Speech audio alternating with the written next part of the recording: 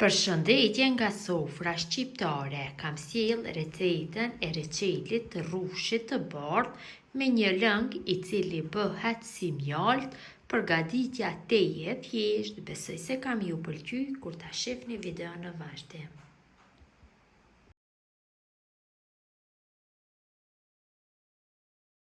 Filloj me përgatitjen. Këtu kam 3 kg me rrush të bardhë pa fara. Patjetër duhet jetë i këtij lloji pa fara, se përndryshe receli nuk do del ashtu i mirë, sepse fara do i largohen kokrave të rrushit nga brendësia gjatë zirjes dhe do dalin në sipërfaqen e shërbetit. Pra këtu rrushin e kam larë mirë, është rrush i bardhë, kam 3 kg. Ju mund të përgatitni me përmasa më të mëdha, më të vogla, varet nga dëshira juaj. Unë kam rrush bio, cilin e kam larë mirë me ujë dhe tash marr dhe bëj shprishjen kështu, largoj kokrat e rrushit dhe kështu nga degat dhe pjesët e prishura i largoj. Duhet që të jenë vetëm se pjesët e mira, nuk guxon që asnjë kokër e prishur të ngelet, sepse do e prish gjithë reçetin. Këtë mënyrë bëjmë shprishjen e gjithë rrushit. Kujdes dhe degët e vogla ja largojna. Fare nuk duhet të ngel asnjë deg. Kështu në mënyrë të njëjtë vazhdojna tutje.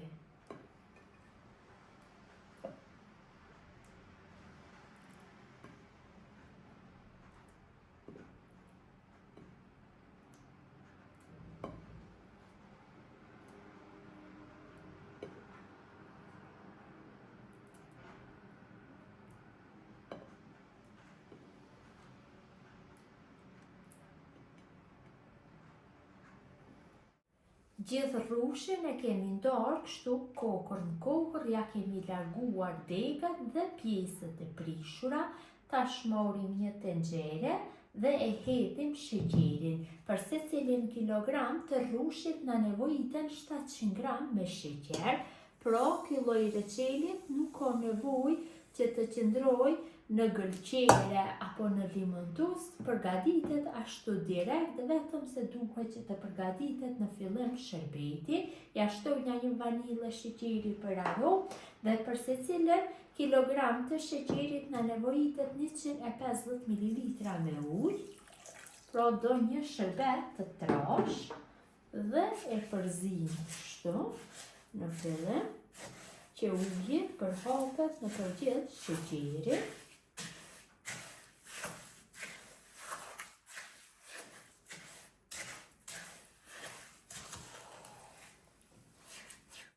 Tash tenxherën e vendosim në zjarr dhe në temperaturë mesatare do e zihem shërbetin duke e përzier kështu vazhdimisht derisa ai fillon të vlojë. Në momentin që fillon të vlojë do ja hedhim kokrat e rrushit.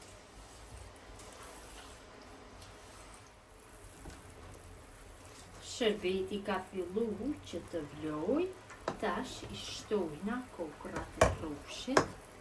Po i shtoj me shumë kujdes se mund të digjemi, kështu nga pak. Vërtet është një lloj reçeli i cili përgatitet teje thjesht, një ndër reçelet më të shpejta për përgatitje dhe më të lehta, cilën mund ta përgatisim dhe fillestarët pa fije problemi këtë reçel dhe bëhet shumë i shishëm.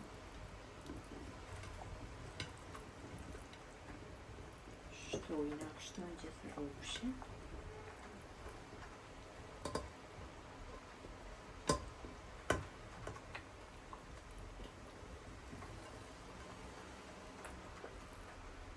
Vetëm se pak mundohem që çdo pjesë ta vendosi nën shërbet.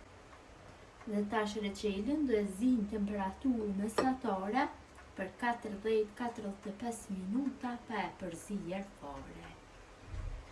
Pas 25 minuta zirje, ja largojna shkumën e formuar sepër, Edhe pse reçeli i rrushit nuk vendos shumë shkumë, sipër, mirë po ne munduhemi t'ja largojmë dhe atë që i formohet, sepse më pas reçeli nuk do ketë një lëng të kristal, kështu munduhem me shumë kujdes t'ja largoj shkumën e formuar sipër.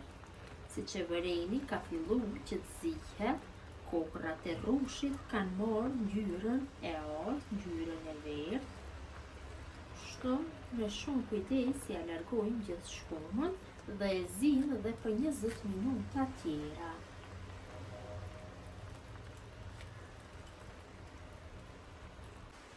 Pas 40 minutave zirje, tash morim pak nga shërbeti dhe e kalojmë kështu në një dhe lojmë që të ftohet për 1 minutë. Kjo është një lloj testi që të shohim sa është zirë mjaftueshëm.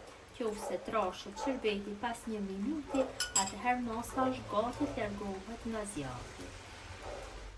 Pas 1 minuti, shërbeti është mjaftueshëm i është trashur në sasinë e duhur, tash është masa gati të largohet nga zjarri. Tash reçelin direkt mund ta kalojmë nëpër kavanosat nxehtë dhe në këtë mënyrë do mbyllet hermetikisht, mirëpo do e lëm që të ftohet mirë për 24 orë. Këtë mënyrë do e merr një ngjyrë më të mirë nëse qëndron dhe nuk do i prishet forma kur ta kalojna nëpër kavanosa. E mbulojmë kështu me një pecet kuzhine dhe e lajmë në ambient dhume të qëndrojë për 24 orë. Reçeli pasi ka qëndruar për 24 orë, kështu në ambient dhume i mbuluar, është gati të kalohet nëpër kavanosa. Ka marrë një ngjyrë shumë të mirë. Tash e kalojmë nëpër kavanosa. Kavanosat i kam larë dhe i kam sterilizuar në furrë të nxehtë 150 gradë për 15 minuta. Reçeli është i ftoftë, kavanosat janë të ftoftë. Tash e kalojmë kështu, monte një garushte. Vërtet ka dalë shumë i mirë. Ka ngjyrën e mirë, lëngu është i mirë. Besoj se dhe shija ka për me qenë e mirë, kështu si kurse pamja. Në këtë mënyrë i mbushim gjithë kavanosat pothuaj deri në gryq. Vetëm lajmë pak hapësirë, ka të bëjmë mbylljen me kapak. Në këtë mënyrë i mbushim gjithë kavanosat.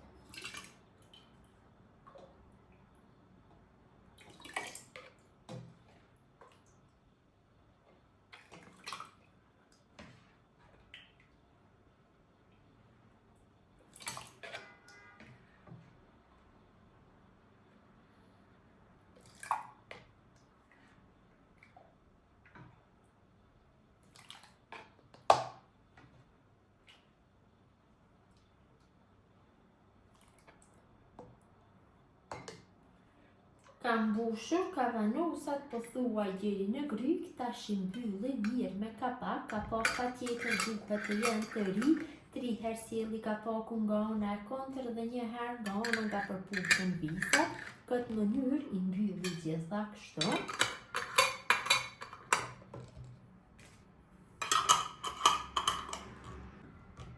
Dhe tash kavanosat i fus në furrë të nxehtë 90 gradë për 90 minuta dhe pas 90 minuta e fiki zjarrin dhe i lanë të qëndrojnë në furrë për 12 orë dhe nuk e hapi derën e furrës fare për 12 orë.